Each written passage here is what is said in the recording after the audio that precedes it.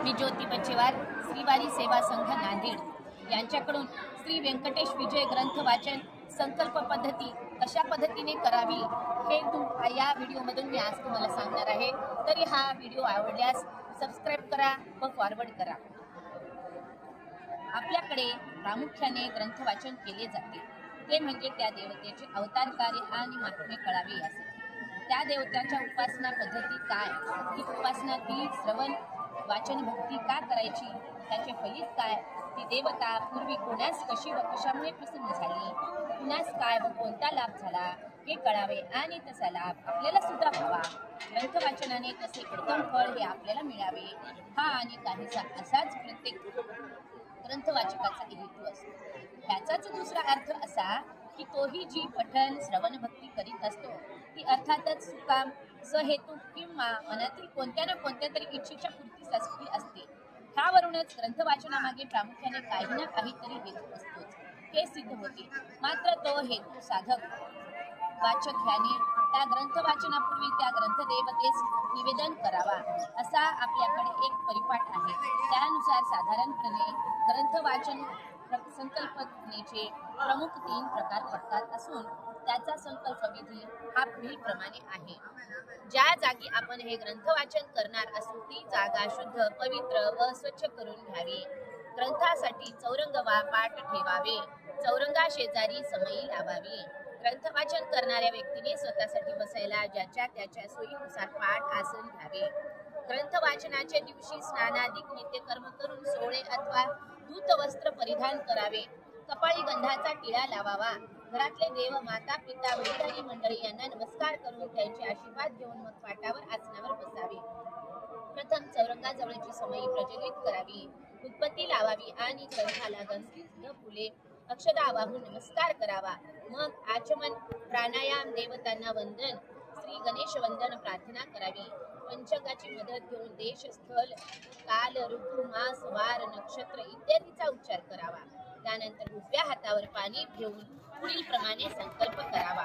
मम आत्मना श्रुती स्मृती प्रणोक्त फल प्रात्यर्थ अस्मांक सहकुटुंबाना सहपरिवाराना द्वीप चतुष्पद सहितम क्षेत्र स्थैर्य आयु आरोग्य ऐश्वर्य अभिवृद्ध्यर्थ समस्त मनोक्त मादी सिद्ध्यर्थ श्री व्यंकटेश देवता प्रीत्यर्थ श्री व्यंकटेश विजय ग्रंथ पारायण करिष्ये असे म्हणून हातातले पाणी ताम्हणात सोडावे। अशा प्रकारे एखादा विशिष्ट मनोकामनेसाठी हेतू पूर्ण होण्यासाठी इच्छापूर्तीसाठी जो संकल्प केला जातो त्याला सकाम संकल्प असे म्हणतात। नंबर 2 मम आत्मन श्रुती स्मृती पूर्णोक्त फल प्रात्यर्थ मम कायिक वाचिक मानसिक सकल दोष निरसनार्थ आदि व्याधि ताप निवारणार्थ श्री व्यंकटेश विजय ग्रंथ पारायण अहम करिष्ये। अशा प्रकारे दोष त्रास ताप व्याधी इत्यादी दूर होण्यासाठी जेव्हा वाचन संकल्प केला जातो त्याचा दुसरा अर्थ असा की आपल्यावर त्या देवतेची कृपा व्हावी आणि ती देवता प्रसन्न व्हावी अशा संकल्पना भगवत कृपा लाभार्थ संकल्प म्हणतात। नंबर 3 ज्यावेळी एखादे ग्रंथ वाचन हे मनात कोणताच हेतू किंवा इच्छा न धरता केवळ एक भगवत भक्ती म्हणून केले जाते त्याला निष्काम संकल्प असे म्हणतात। त्यावेळी पुढीलप्रमाणे संकल्प केला जातो। अहम श्री व्यंकटेश देवता प्रीत्यर्थ भक्ती सेवा स्वरूप श्री व्यंकटेश विजय ग्रंथ पारायणम करिष्ये। अशा प्रकारे श्री व्यंकटेश विजय ग्रंथ आवर्तनाची फलप्राप्ती आपल्याला कशी होते हे पहा। एखादा ग्रंथ किंवा एखादे स्तोत्र हे जेव्हा वारंवार वाचले जाते किंवा म्हटले जाते त्या प्रक्रियेस आवर्तन करणे असे म्हणतात। प्रस्तुत ग्रंथाच्या बाबतीत सुद्धा तिच्या आवर्तनाची अधिकारी अनुभवी व्यक्ती अभ्यासक यांच्याकडून जी माहिती फलश्रुती सांगितली जाते ती अशा प्रकारे आहे। नंबर 1 आवर्तनाचे पापांचा नाश होतो, ईश्वर कृपा प्राप्त होते आणि मनातली इच्छापूर्ती हे लाभ मिळतात। नंबर 2 12 आवर्तनाचे फल हे ग्रहबाधा निवारण तसेच जारण मारण तंत्र विद्यापासून होणारे त्रास न होणे। नंबर 3 24 आवर्तने केल्याने रोगशांती व शत्रूवर विजय प्राप्त होतो।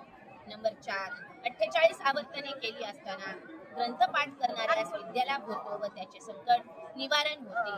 नंबर 5 या ग्रंथ वाचनाची 108 आवर्तने करणाऱ्या सद्भक्तात उत्तम गुणसंपन्न संतती लाभ व श्री व्यंकटेश कृपा प्राप्तीचा लाभ होतो। अशा प्रकारे व्यंकटेश विजय ग्रंथ वाचनाची संकल्प पद्धती मी आज तुम्हाला सांगितलेली आहे। त्याचा अवश्य लाभ घ्यावा व श्रीवारी सेवा संघ यांच्या चॅनेलला सबस्क्राईब करून तो व्हिडिओ जास्तीत जास्त पुढे पाठवावा। अध्याय पहिला। गोविंदा गोविंदा गोविंदा गोविंदा।